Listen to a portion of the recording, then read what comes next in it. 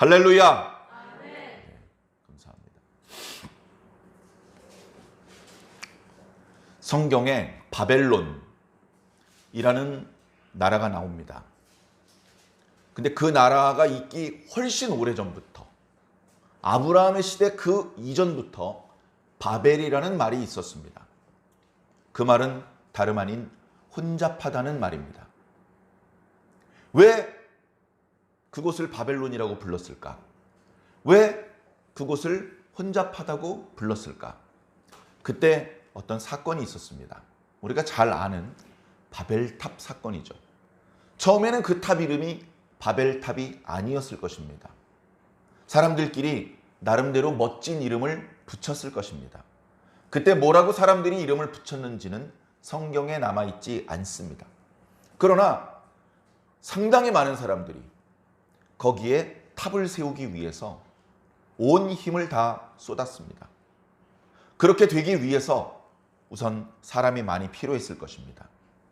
상당히 큰 규모의 탑을 세울 수 있는 기술이 필요했을 것입니다. 먼 곳으로부터 건축과 관련된 자재들을 운반해 오는 기술도 필요했고, 그렇게 작업을 하는 사람들을 위해서 먹을 것을 준비하고 숙소를 준비하고 아픈 사람을 치료하고 거의 하나의 국가 시스템이 만들어질 정도의 그런 규모로 제법 사람들이 큰 공사를 했었습니다. 문제는 뭐냐 하면 그 공사가 하나님의 명에 의해서 진행된 것이 아니라는 겁니다. 하나님과 상관없이 사람들이 자기들 마음대로 지은 것이고, 심지어 그것은 하나님께서 가지고 계신 계획을 방해하는 것이었습니다. 하나님께서 보시고 별로 기뻐하지 않으셨습니다. 땅에서 보면 이미 어마어마한 규모로 탑이 올라가고 있습니다. 상당히 높은 곳까지, 구름을 넘어서까지 탑이 올라갔습니다. 그렇게 높은 곳까지 탑을 세우되 쓰러지지 않게 하기 위해서 아래쪽은 매우 넓게 탑을 만들어 올리기 시작했던 것입니다.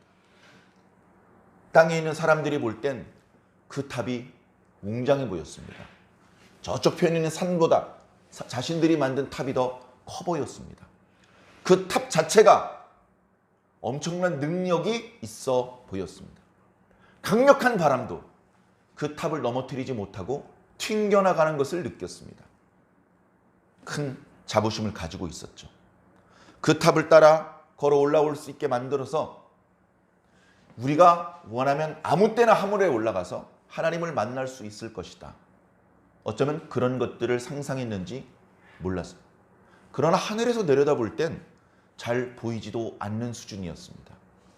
사람들이 탑을 짓는다더니 어디 있냐? 잘 안 보인다. 그래서 하나님께서 할 수 없이 그 탑을 보기 위해서 하늘에서 내려오셨다라고 기록하고 있습니다. 그래 돌아가는 상황을 보니 사람들이 작심하고 하나님의 뜻을 거역하면 하나님의 뜻이 이루어지는데 상당한 방해를 받을 것 같으니 이 정도 선에서 이 공사가 중단되고 본래 하나님의 뜻이었던 사람들이 세상 각지로 흩어져서 이 땅에 가득 골고루 흩어져서 살 수 있도록 하는 그런 하나님의 계획을 중단 없이 진행하기로 하셨습니다. 그때 하나님께서 사용하신 방법은 죄인들을 불러서 죽이고 이런 방법이 아니고 아주 뜻밖의 방법이었습니다. 그것은 그들이 사용하는 언어를 혼잡하게 하는 방법이었습니다.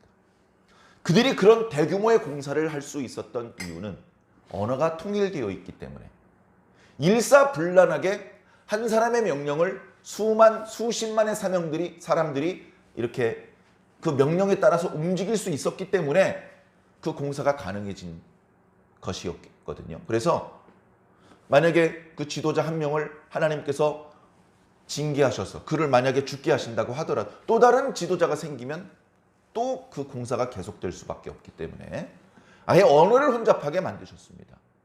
언어가 혼잡하다 보니까 이게 대화가 안 되는 거예요. 여러분 위가 뭔지 압니까? 저 위를 말하는 거잖아요. 프랑스에서는 yes를 의미합니다. 전혀 다른 의미가 되는 거예요. 그러다 보니까 누가 뭐라고 하는데 어떤 사람은 위 그랬습니다. 그랬더니 그 말을 알아듣고 왜? 뭐 이렇게 소통이 안 되는 것이죠. 소통이 안 되다 보니까 상당 수준의 기술이 필요한 공사가 중단될 수밖에 없습니다. 내가 이렇게 하라고 했는데 왜 저렇게 했어? 지시한 것과 다른 방식으로 공사가 되다 보니까 무너져 내리는 부분도 있고 다치는 사람도 생기고 그래서 결국 공사는 중단되고 사람들은 언어가 통하는 사람끼리 모여서 사방으로 흩어졌습니다. 그 사건이 있었다고 해서 그곳을 바벨이라고 불렀고 후대 사람들은 성경에 뭐 그것을 바벨탑이다 이렇게 말하지는 않았지만 우리는 그냥 우리끼리 그 바벨탑 하면서 그 탑을 바벨탑이라고 이름을 붙이게 되었던 것이죠. 근데 오늘 말씀을 시작하기에 앞서서 이 이야기를 드리는 것은 오늘 우리들의 시대도 그렇게 혼잡하기 때문에 그렇습니다. 그때 이후로 언어가 혼잡해져서 전 세계에 200가지가 넘는 언어가 있는데 그 언어를 이야기하려는 것이 아닙니다. 과거에는 인종이 많지 않아서 뭐 다 비슷비슷했었고 심지어 모여 살았고 언어도 통할 정도였는데 흩어져 살다 보니까 문화도 다르고 기후도 다르고 그렇게 많은 시간이 흐르다 보니까 피부색도 달라지고 얼굴 생김도 달라지고 그래서 오늘날 우리들은 그런 것들을 여러 가지 인종으로 구별됩니다. 단순히 피부색을 가지고 뭐 황인종이니 백인종이니 그렇게만 말하는 것이 아니고 중국에만 해도 소수민족이 수십 수백 민족이 있다 그러지 않습니까? 다 비슷비슷한 것 같은데 그 민족마다 숫자는 많지 않지만 독특한 전통이 있고 또는 그 고대로부터 내려오는 옛날 이야기들이 다 조금씩 다른 것이죠. 그러면서 우리는 묘족이야, 우리는 뭐 강족이야, 뭐 그렇게 자기 나름대로의 정체성을 잃어버리지 않으려고 하고 그것을 어떻게든 잘 지켜내려고 하고 그러다 보니까 수천 년이 지나는데도 불구하고 지금까지도 유지가 되고 있는 것입니다. 자, 그런데 지금 제가 드리고 싶은 말씀은 언어나 인종의 혼잡을 말하는 것이 아닙니다. 말 그대로 문화의 혼잡, 가치관의 혼잡에 대해서 말씀드리고 있는 것입니다. 오늘도 아침에 교회로 왔습니다. 날이 많이 풀렸죠. 오늘 아침 최저 기온은 영상이었습니다. 내일과 모레는 조금 춥다고 하니 조심하시기 바랍니다. 그래서 그래도 날이 좀 풀렸으니까 두툼한 잠바를 입고 온 것은 아니고 조금 얇은 것을 입고 왔지만 그래도 바람이 아직 차기 때문에 그리고 날이 흐리기 때문에 주머니에 손을 놓고 몸을 조금 움츠리면서 조금 급한 걸음으로 교회에 왔습니다. 오면서 좌우에 또 다른 목적으로 이쪽으로 저쪽으로 가는 사람들을 보았죠. 그분들도 다 조금 쌀쌀하기 때문에 주머니에 손을 놓고 또는 장갑을 끼고 급하게 자기 볼일을 보러 갔습니다. 그분들은 어디 갔을까? 모르죠. 물어봤으면 대답해 줬을까요? 자, 잘은 모르겠습니다만 각자 자기의 용무를 따라서 가는 겁니다. 저는 교회 용무가 있어요. 빨리 교회 가서 예배를 준비하고 예배를 인도하고 그게 어떻게 보면 제 일상에서 제 인생에서 가장 중요한 일이기 때문에 그렇게 교회로 갔습니다. 그런데 저와 반대편으로 가는 사람은 그 반대편에 있는 교회로 가는 거라면 뭐 좋은 일이겠습니다만 복장으로 보아서 교회로 가는 것 같아 보이지는 않았습니다. 그분은 저와는 조금 다른 목적의 삶을 살고 있는 것이죠. 그리고 주변을 보니까요. 사람이 100명이면 100가지 목적을 향해서 뛰어가고 있는 것입니다. 경주장에서는요. 출발선에서 결승 테이프로 뛰어갑니다.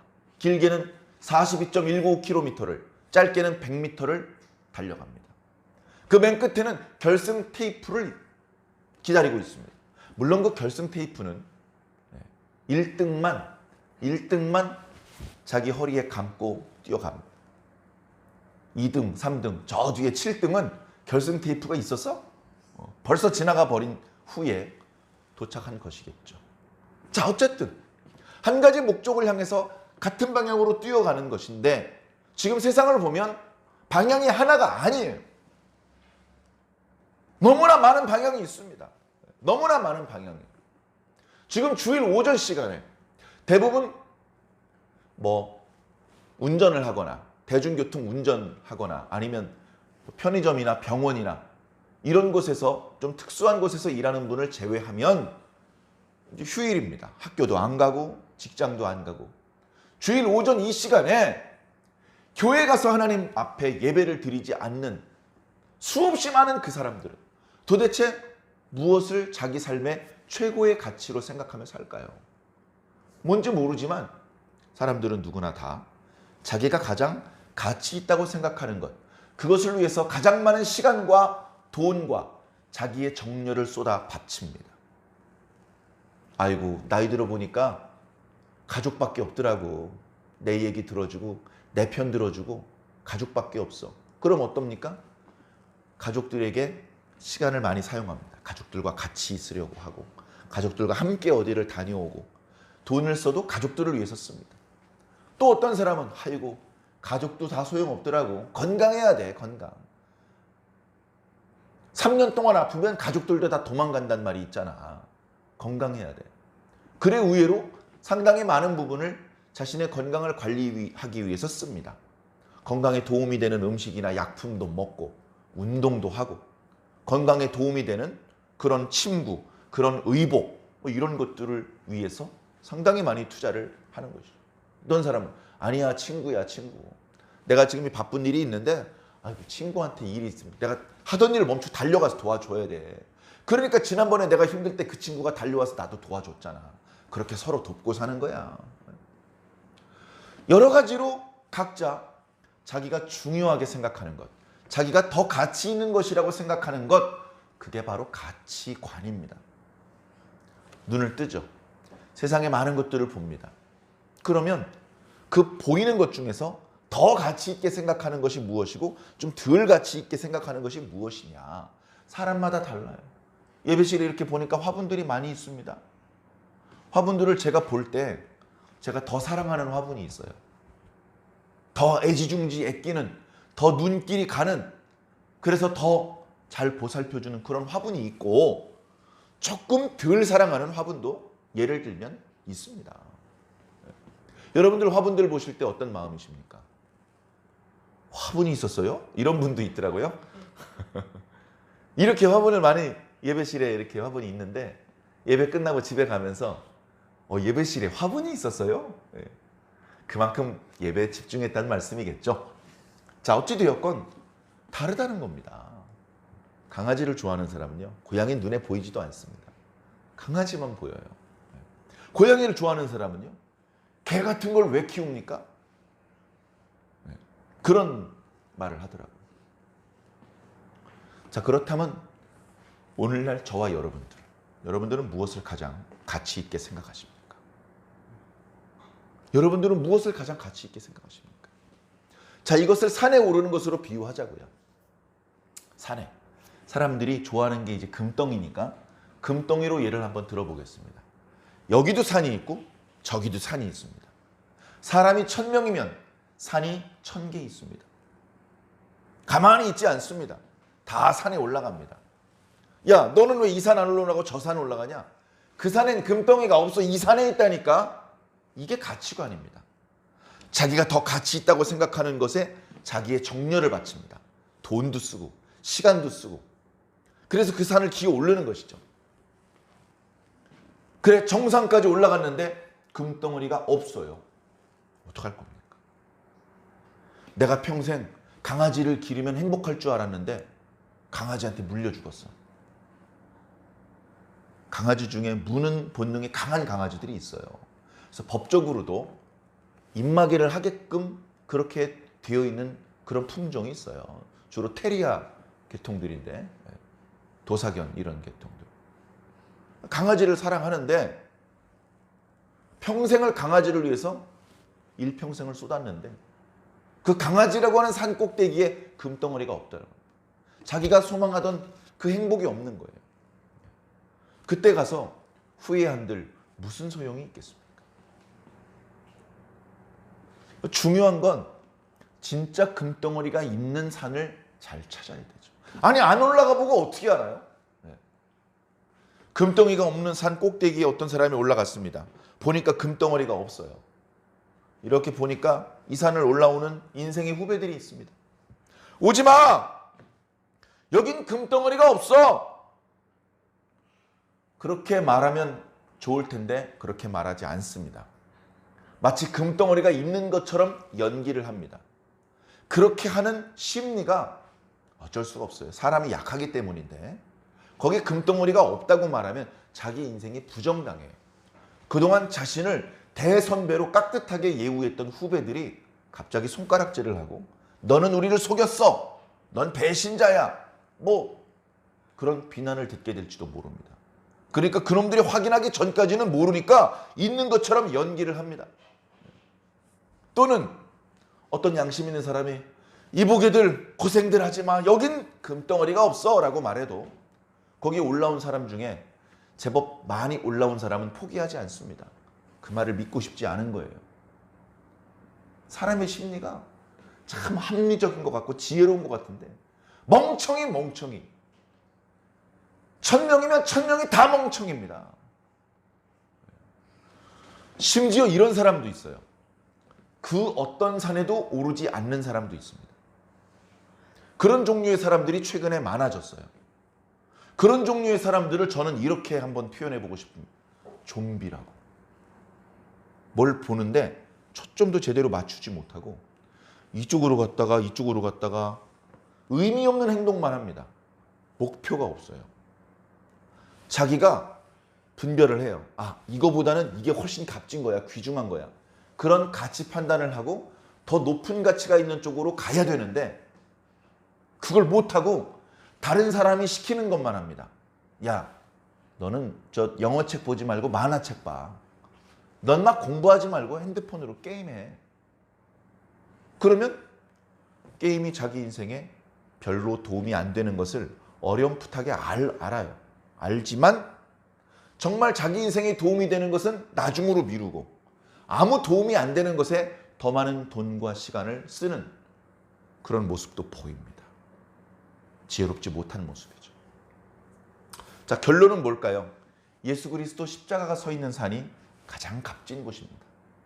저와 여러분들은 바로 그곳에 오르기 위해서 지금 이렇게 예배실에 온 것입니다. 물론 그 십자가가 서 있는 산에 오르는 모든 사람들이 정상에 도착을 할 것인가? 그런 장담은 할 수 없습니다. 최근에 저희 교회에서 선포되는 말씀들을 살펴보면 새로 예수님을 믿는 사람들에게 예수님 신앙이 어떤 것인지에 대해서 잘 설명해 주는 그런 복음 전도의 설교보다는 이미 예수님을 믿는 성도님들이 좀 더 잘 신앙할 수 있도록 도와주는 그런 교훈의 말씀들이 참 많았던 것 같습니다. 하나님을 잘 섬기는 사람과 그렇지 못한 사람들을 비교하면서 봐라, 이렇게 다르지 않느냐. 하나님을 잘 섬기는 사람과 잘 못 섬기는 사람의 결국이 완전히 뒤집어지지 않느냐. 어느 편을 선택해야 되겠느냐. 우리 모두 이 좋은 편을 선택하자. 이런 주제의 말씀이 강단에서 선포되었던 것 같습니다. 바로 이런 것들이요, 우리들이 잘못 알고 있는, 잘못 가지고 있는 가치관들을 정상적으로 바꾸어 주는 것이죠. 눈을 감으면 뭐가 뭔지 몰라. 손으로 만져가지고서는 위험한 것인지 안전한 것인지 정확하게 알아낼 수가 없어. 눈을 떠. 소리도 들어봐. 냄새도 맡아봐. 그렇게 자세히 알아보고 아! 이거는 쓸모없는 거네. 이게 가치 있는 거네. 그렇게 정확히 가치 있는 것을 잡아. 이제 그렇게 알려드리는 것이 교회고 예배고 설교 말씀인 것입니다. 여러분들은 그래도 꽤 오랜 기간 말씀으로 가르침을 받았고 성령으로 인도를 받아서 오늘도 더 재미있는 다른 활동들이 어쩌면 있을 텐데 답 내려놓고 포기하고 여기 오신 것입니다. 잘하셨는데 십자가가 서 있는 산에 올라가는 모든 사람이 정상에 올라가는 것이 아닌 것처럼 교회에 출석한 모든 사람들이 하나님께 사랑받고 칭찬받고 구원받는 것이 아닐 수도 있다는 것을 항상 명심하면서 자기 자신을 잘 돌아보아야 할 것입니다.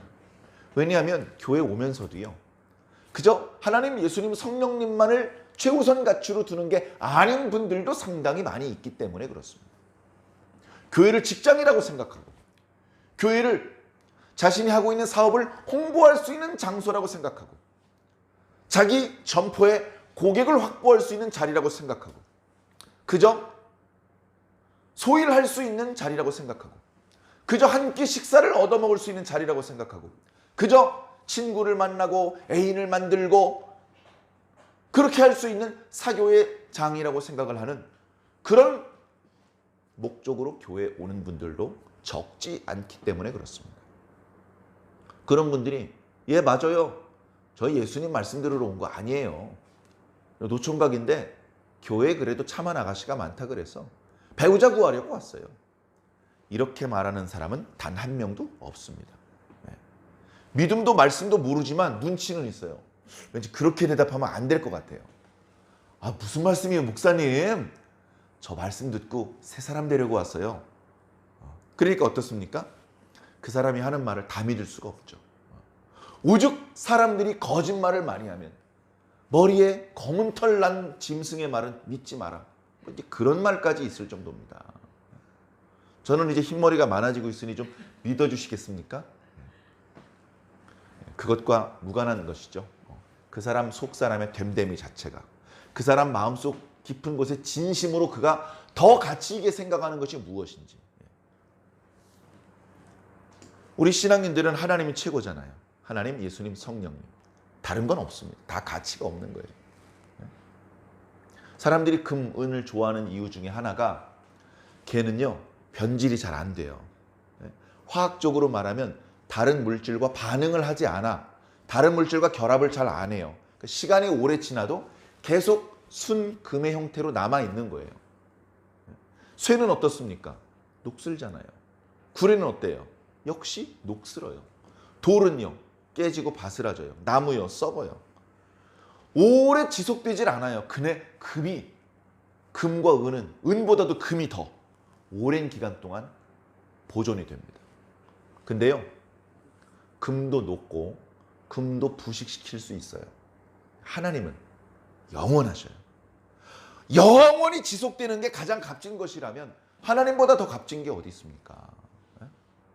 그 자체로 가지고 있는 능력과 가치가 뛰어난 교환 가치로도 금은요 얼마든지 살 수 있습니다. 돈이 있으면.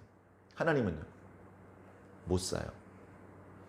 하나님이 날 좋아하게 만들 수가 없어요. 그 어떤 것으로도. 그냥 하나님께서 자기가 하고 싶은 대로 하는 거예요. 그 하나님을 내가 조종할 수가 없다고요. 하나님이 더 강하신 분이에요. 더 가치 있는 분이죠. 이제 그것을 사실 깨닫는 게 그렇게 어려운 게 아닌데, 조금 전에 엉뚱한 산에 올라갔던 사람 이야기처럼 그것이 자명한 진리인데도 불구하고 사람들은 믿지 않으려고 하고 받아들이지 않으려고 합니다. 그걸 받아들이면 자신이 헛된 인생을 살았던 것을 증명하고 자기 인생과 노력을 부정하게 되는 것이 되기 때문에, 그리고 새로운 변화를 받아들여야 되기 때문에 두려워하는 것이죠. 사랑하는 성도 여러분, 그래서 잃어버릴 게 없는 우리들이 더 좋은 거예요. 하나님을 믿으십시오. 구원을 받으십시오. 구원 받으려면 많은 걸 버려야 되는 사람, 그 사람은 구원받기 좀 어려울 겁니다. 버리고 싶지 않잖아요. 근데 버릴 게 별로 없어. 이미 아무것도 없는데요. 그런 사람은 더 쉽게 예수님의 손을 맞잡을 수 있겠죠. 사랑하는 성도 여러분, 세상이 가치관의 혼란과 혼돈의 시대를 살고 있습니다. 뭐가 더 가치 있는 것인지 얼른 분별하기 어려워 보여요. 너무나 복잡한 시대를 살고 있습니다. 제가 종종 그런 말씀 드렸죠. 서점에 가면 좌우로 책이 빽빽히 꽂혀 있는데 제 귀에는 그 책들이 소리 지르는 게 들려요. 뭐라고 책들이 저를 보고 소리를 지르냐면, 선생님, 제 속에 담겨져 있는 내용이 더 가치 있는 거예요. 저를 사주세요. 책들마다 그렇게 소리를 지르고 있는 겁니다. 교회들 십자가 보면 뭐 생각납니까? 시민 여러분, 우리 교회에서 더 유익하고 재미있는 설교를 선포해주고 있습니다. 이렇게 말하는 것 같은 것이죠. 그 소리가 다 들리는데 그걸 잘 분별해야 되는 것이죠. 그걸 분별해야 됩니다. 이건 상황에 따라서 죽고 사는 문제가 될 수 있기 때문에 그 판단을 다른 사람한테 위임할 수 없어요. 저 사람이 잘못 판단하면 내가 죽는데 저 사람한테 맡길 수 있겠습니까?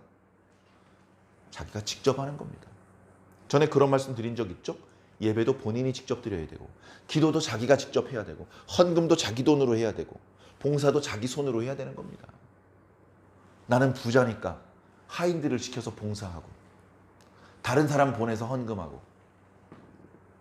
그러면요, 천국도 그 다른 사람이 대신가요? 천국도 다른 사람이 가고 넌 못 가. 그렇게 되고 싶지 않으면 자기가 직접 하나님을 믿어야 되는 거죠. 오늘 서론이 좀 길어졌는데 중요한 내용이니까 마음에 명심하시고, 정말 흔들리지 않을 거, 내가 이것을 더 가치 있는 것이라고 생각하고 내 모든 돈과 시간을 여기에 쏟았는데 나중에 결국을 뚜껑을 열어보니까 아이고 쓸모없는 것이었어, 이렇게 후회하지 않을 수 있는 더 참된 것들을 여러분들이 찾기를 바라시고, 그게 바로 예수 십자가라는 것을 믿으시기를 바랍니다. 믿으시기를 바랍니다. 그래서 여러분들 잘 오셨습니다. 잘 오셨습니다. 오늘 말씀을 한번 볼까요? 오늘 말씀은요, 참 희망적으로 시작해서 절망적으로 끝납니다. 오늘 말씀의 분량은 별로 길지 않죠. 사무엘상 15장 1절에서 9절. 1절, 2절은 희망적으로 시작됩니다. 희망적으로. 어떤 의미에서 희망적일까요? 자, 사무엘이 사울 왕에게 말합니다. 왕이 가장 높은 게 아니에요. 명령을 지금 사무엘이 내리고 있는 거예요. 사실은요, 사무엘도 사울이 다스리는 이스라엘 나라의 백성 중에 한 명입니다. 일개 백성일 뿐이에요. 돈도 없고 힘도 없는 노인네일 뿐입니다. 그러나 사무엘이 부르면 사울이 하던 일을 멈추고 예, 말씀하십시오. 그렇게 해야 돼요. 왜 그렇게 해야 되느냐? 사무엘 뒤에는 하나님이 계셔요. 사무엘이 하나님과 무관하게 자기 멋대로 사울왕 불러서 지 마음대로 이거 해라 저거 해라 하는 게 아니에요. 그런 식으로 했다가 들통이 나면 이제 아무도 사무엘을 믿으려고 하지 않겠죠. 그러나 사무엘은 함부로 그렇게 행동한 적이 한 번도 없어요. 그렇게 나이가 많은 동안 항상 하나님께 들은 말씀 그대로만 행동을 합니다. 그러니까 사람들이 사무엘 선지자를 인정하고 존경하는 것이죠. 사울도 사무엘 선지자를 존경했습니다. 자기 아버지처럼 생각했어요. 지난번에 블레셋과의 전투에서 어리석게 사무엘 선지자를 기다리지 못하고 자기가 직접 제사를 집행하는 과정에서 하나님의 명령을 거역하는 망령된 행동을 했다고 큰 책망을 들었습니다. 그래서 마음이 편하지 않은데 자기가 먼저 사무엘을 찾아갈 수가 없어요. 사무엘도 사실은 마찬가지입니다. 하나님의 말씀이 없는데 사무엘이 자기 마음대로 사울왕한테 갈 수가 없는 거예요. 자, 그런데 사무엘이 사울왕을 찾아왔어요. 왜? 하나님께서 보내셨구나. 하나님께서 사무엘 선지자를 보내셨습니다. 그리고서 명령을 내리는 것이죠. 명령을 내리는 겁니다. 사울 왕이시여, 잘 들으십시오. 네? 생각해 보십시오.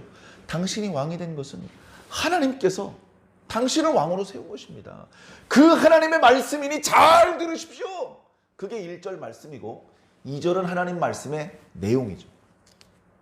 가서 아말렉 족속을 진멸하라는 겁니다. 진멸이라는 단어는 의미를 모를 때는 뭐야 이거 그럴 수 있습니다. 우리가 일상적으로 쓰는 말이 아니기 때문에.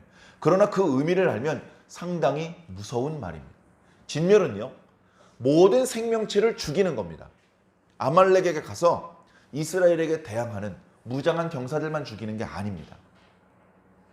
전혀 이스라엘 사람들과 적대적으로 전투하려는 의지가 없는 어린애, 젖 먹는 애, 그리고 그 사람들이 기르는 모든 가축들을 다 죽이는 것, 그걸 진멸이라고 합니다. 인간적인 관점에서는 지혜로운 방법이 아니에요. 위협적인 요소가 있는 성인 남자들을 죽이고 여자들은 전리품으로 데려가면 됩니다. 그래서 집안일도 시키고 들판에 내보내서 일 시킬 수도 있습니다. 예쁜 여자들은 첩을 삼을 수도 있고, 그리고 그들이 기르던 가축은 데려다가 자기 가축을 만들면 됩니다. 그들이 가지고 있던 재물은 다 뺏어서 자기가 가지면 됩니다. 그들이 입고 있던 의복들 다 뺏어가지고 우리 가족들이 입으면 됩니다. 그런데 하나님의 말씀은 그게 아니에요. 남녀노소 남김없이 다 죽여라. 그들이 기르던 가축들 남김없이 다 죽여라. 그들이 가지고 있던 소유물들 남김없이 다 불태워라. 그럼 어떻게 됩니까? 목숨 걸고 뛰어가서 씩씩거리고 싸워서 빈손으로 와야 돼요. 다 죽였으니까, 다 불태웠으니까. 맞습니까? 틀립니까?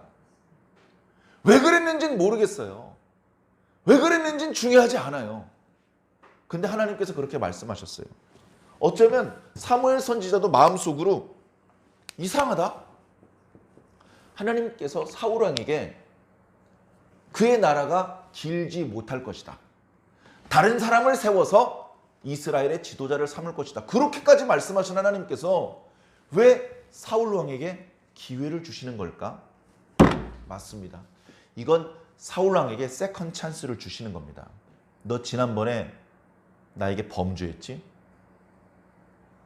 나 많이 실망했다. 그러나 내가 한 번 더 기회를 준다.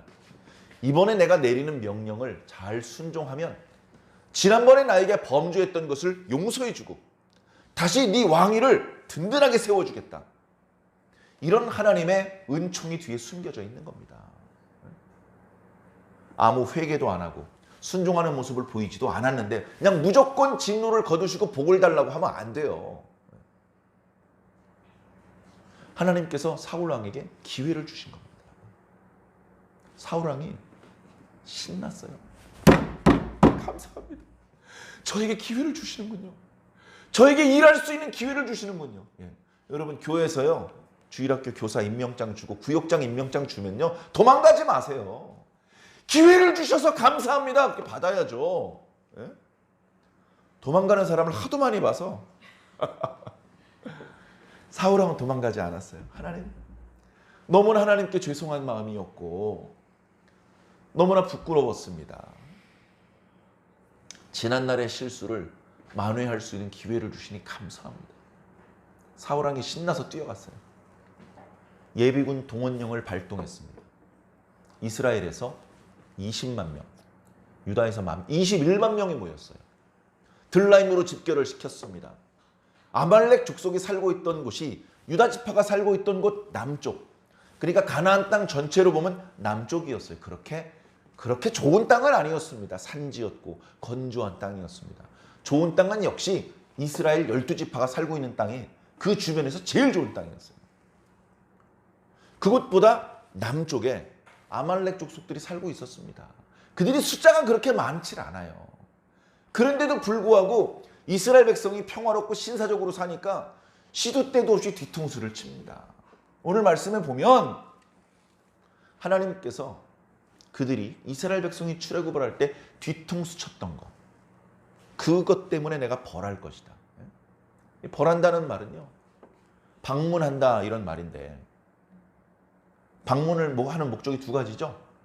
복 주기 위한 목적도 있고요, 벌 주기 위한 목적도 있습니다. 여기서는 벌 주기 위한 목적, 니들이 예전에 이스라엘 백성들한테 한 못된 짓을 내가 잊지 않고 기억한다. 그래서 이번에 벌 주는 거다. 그런 의미죠. 아말렉 족속에게는 하나님께서 벌을 주시고 사울에게는 기회를 주시는 겁니다. 사울이 군사들을 소집을 했습니다. 지난번에 블레셋 때처럼 군사들이 흩어지지 않아요. 용기 백배해서 모였습니다. 사울이 백성들만 보내지 않고 자기가 선봉에 섭니다. 왜? 하나님께서 주신 기회를 잘 살려야죠. 이번에는 하나님을 기쁘시게 해드려야죠. 그래서 선두에 서죠. 분위기가 상당히 좋죠? 희망적입니다. 자, 거의 근처로 왔습니다. 저길 넘어가면 이제 아말렉 성입니다. 거기 가가지고 이제 다 격파를 해야 되는 거예요. 그런데 들려오는 정보에 의하면 거기에 겐 족속 사람들이 섞여 산대요. 자, 겐 족속.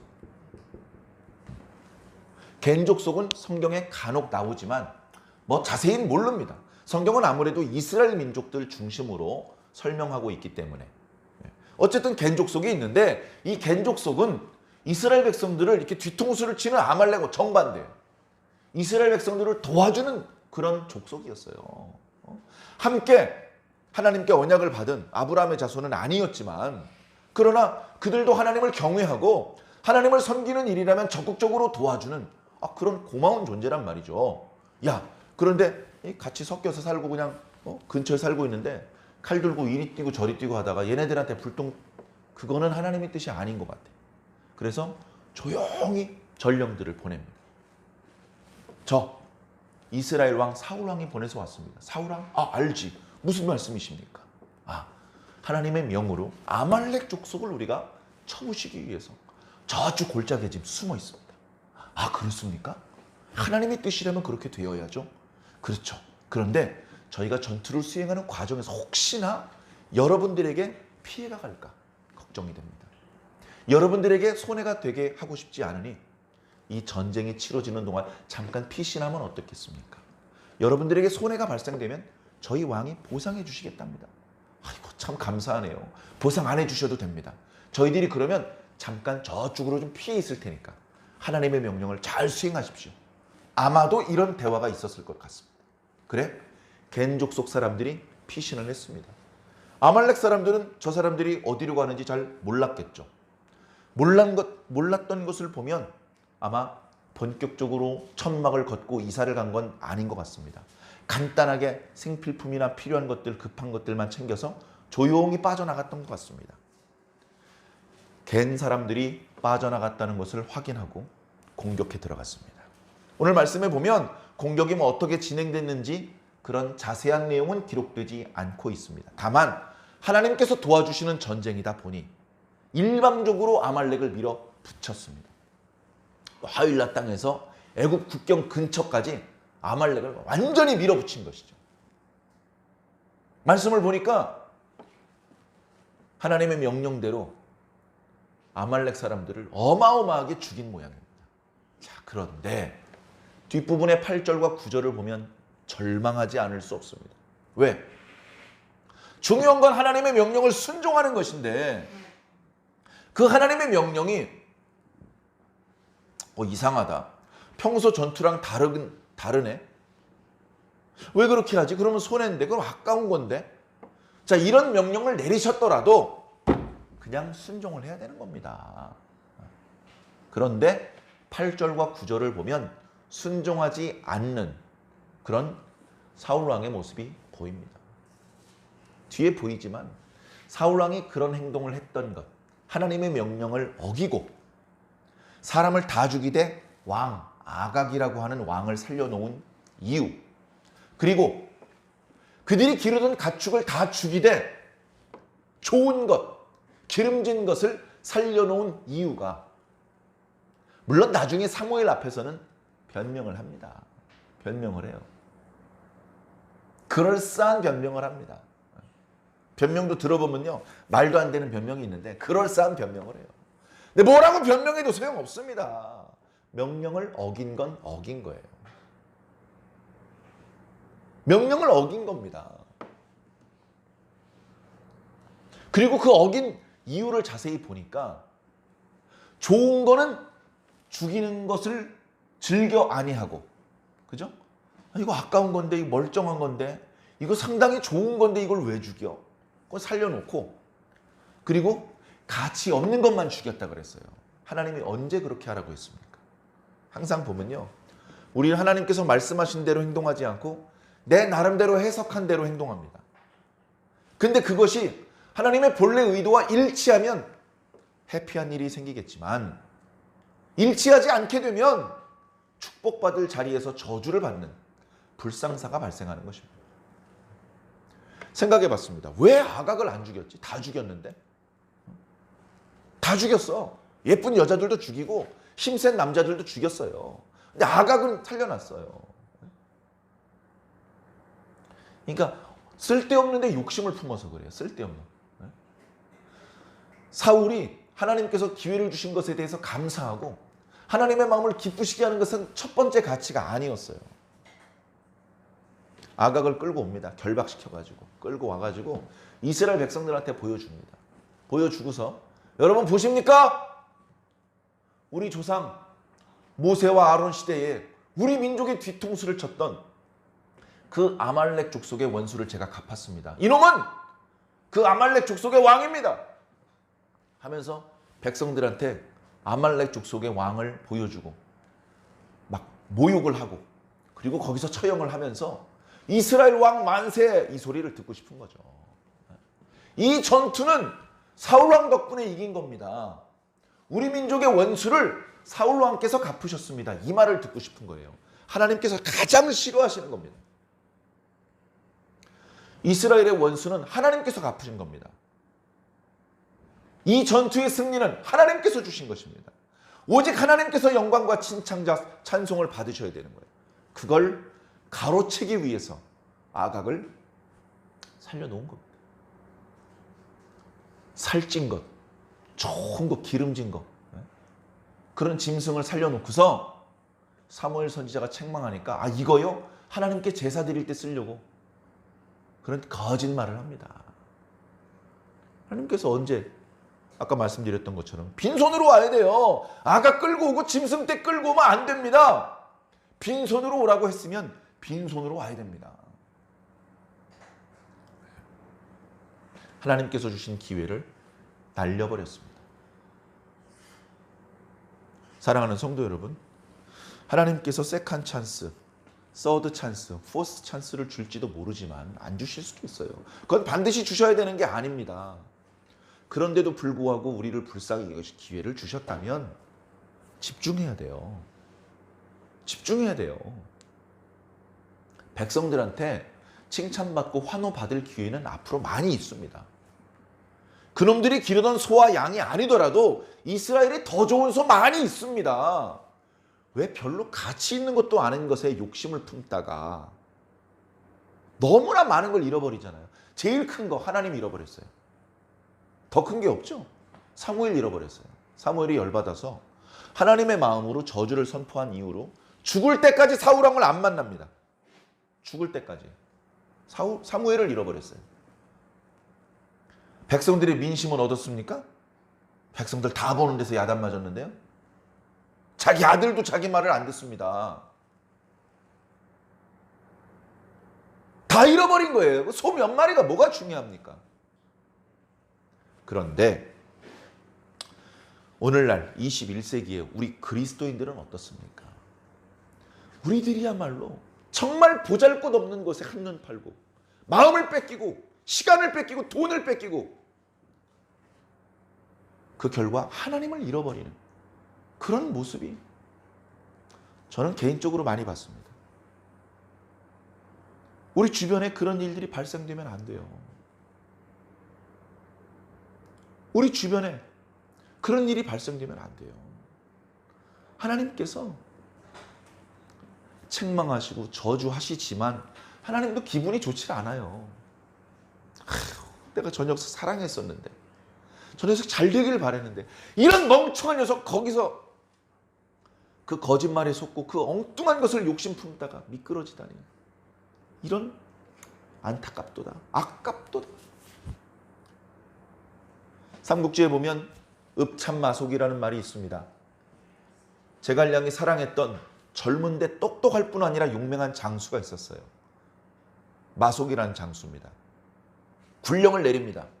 명령을 내렸는데 여러 가지 이유 때문에 그 군령을 수행하지 못합니다.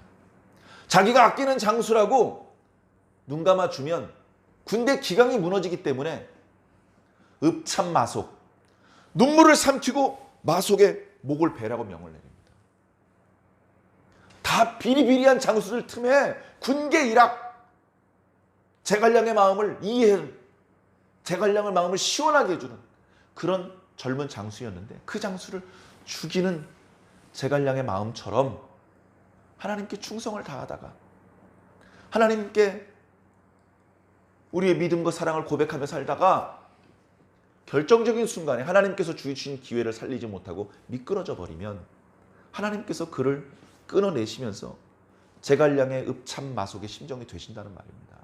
우리는요, 우리가 지금 살아있는 이유는 하나님을 기쁘시게 하는 것이 목적이에요.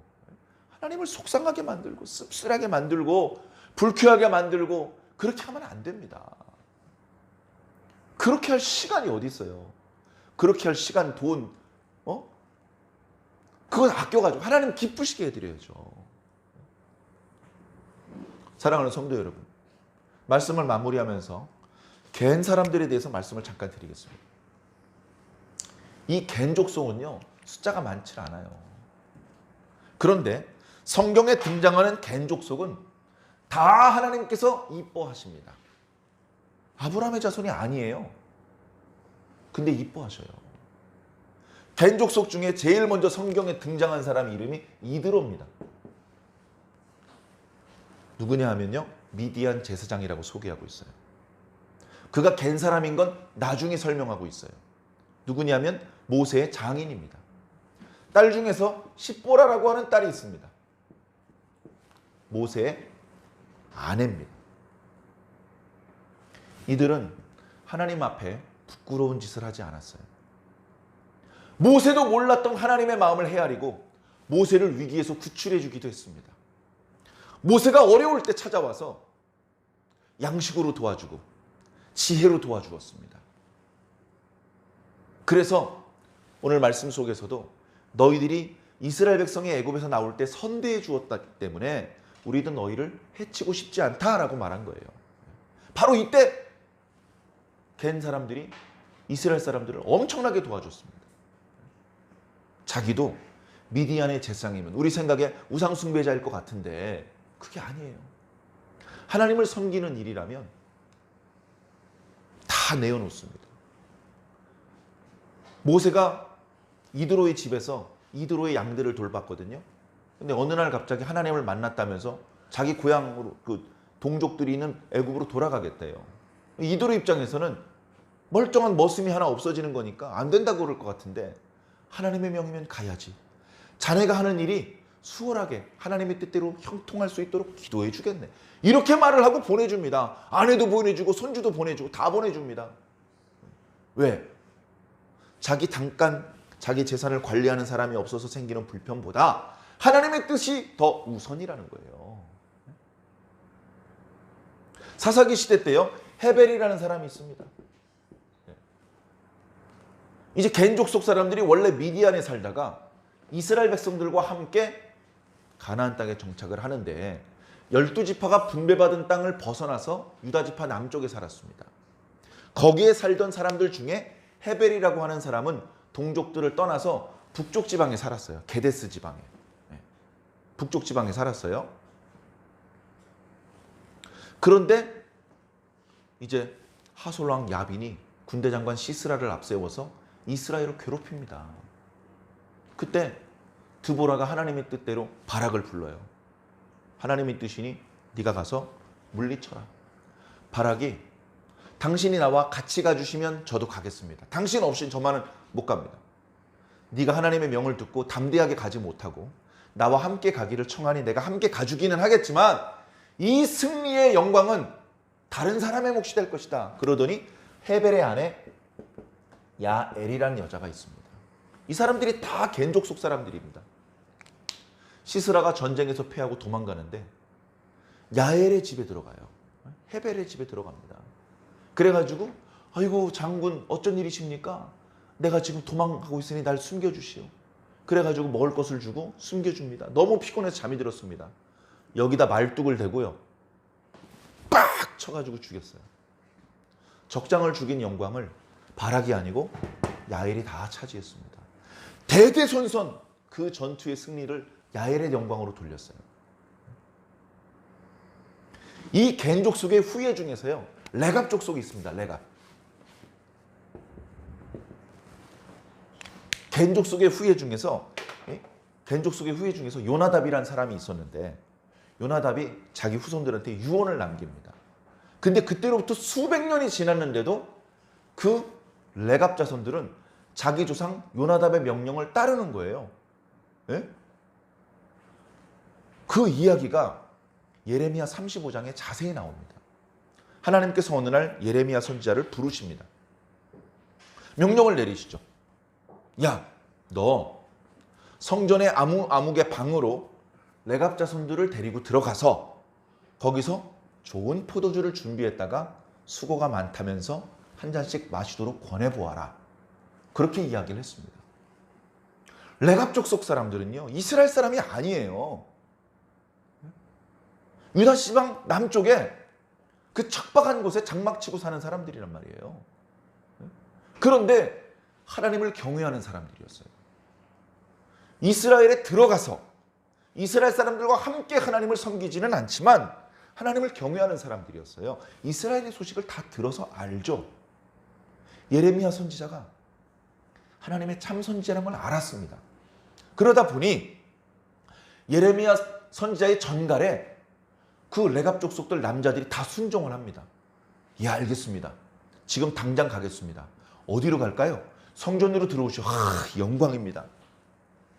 몸을 정결하게 씻고 성전에 따라 들어갔습니다.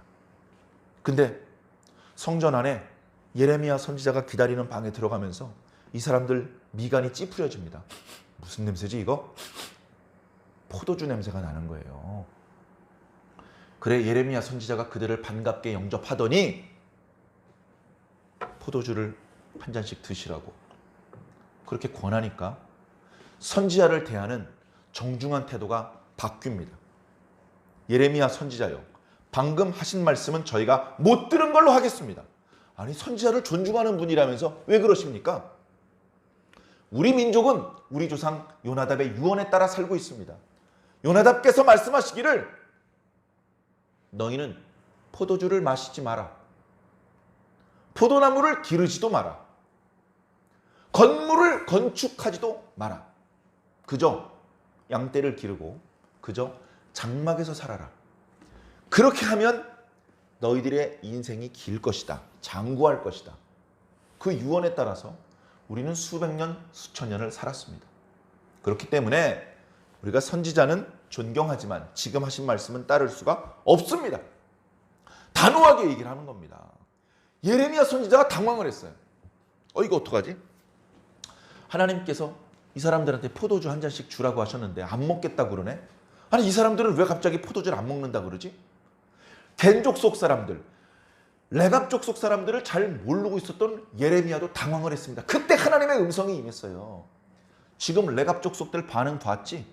쟤들은 자기 조상 요나답의 말을 절대 복종을 한다. 절대 복종. 그런데 이스라엘은, 그런데 유다는 어찌 내 말씀을 듣지 않는 것이냐?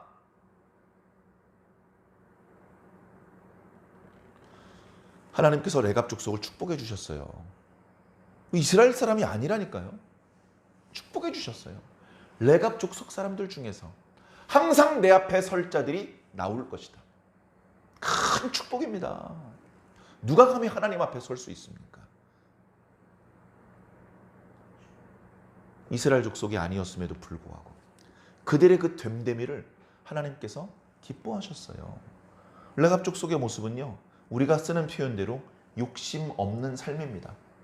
그들은 기골이 골리앗 같은 기골을 가지고 있었기 때문에 새를 불리기로 말하면 이 민족 저 민족 약탈할 수 있습니다. 거기서 빼앗아온 여자들을 통해서 자녀들을 많이 낳고 큰 민족으로 성장할 수도 있었습니다. 건물 지을 수도 있었고요. 포도원, 감남원 충분히 기를 수 있습니다. 근데 조상들이 그런 거 하지 말래요. 집도 짓지 말고 장막에서 살래요. 욕심 없이 사는 겁니다. 제가 거꾸로 한번 여쭤볼까요? 거꾸로. 여러분들한테 한번 여쭤보겠습니다. 욕심 없이 사는 사람 좋아합니까? 싫어합니까? 욕심 없이 사는 사람. 자, 보통 착한 사람들은요, 욕심 없는 사람을 좋아해요. 노회장님, 아이고, 저 같은 사람을 부노회장으로 세워주셔서 감사합니다. 근데요, 노회장님, 저는 노회장 욕심 없어요. 그냥 노회장님 계신 동안에 도와드리다가 다시 원래 자리대로 돌아갈래요. 이런 사람들을 다 좋아해요. 노회장님, 저 부노회장 저 다음에 제가 노회장 하는 거 맞죠? 얼마나 부담스러운지 모릅니다. 욕심 없는 사람들을 좋아해요. 만약에 욕심 있는 사람, 야심 있는 사람을 좋아한다면 그놈이 좀 나쁜 놈입니다. 그 사람의 욕심과 야심을 이용해 먹으려는 사람입니다. 그러니까 막 야심을 부추기고 욕심을 부추겨요. 상대방의 욕심을 부추기는 사람, 에덴 동산의 뱀 같은 사람입니다. 너 부자 되기 싶지? 너 인기가 많아지고 싶지? 너 승진하고 싶지? 너 사장 되고 싶지? 자꾸 욕심을 부추깁니다. 그래서 사장이 되지 못하고 회사에서 중간에 쫓겨나는 상황이 만들어지는 거예요. 우리가 하나님의 백성인데 쓸데없는 욕심을 품으면 안 됩니다. 하나님을 최고로 여기는 그 가치관에서 재물도 필요하고, 남자들의 경우 여자도 필요하고, 직장인의 경우 승진도 필요하고, 명품 백도 필요하고, 넓은 아파트도 필요하고, 이렇게 여러 가지를 욕심 품다가는 하나님을 잃어버린다니까요. 가치관의 혼란 시대에 분명히 아시기 바랍니다.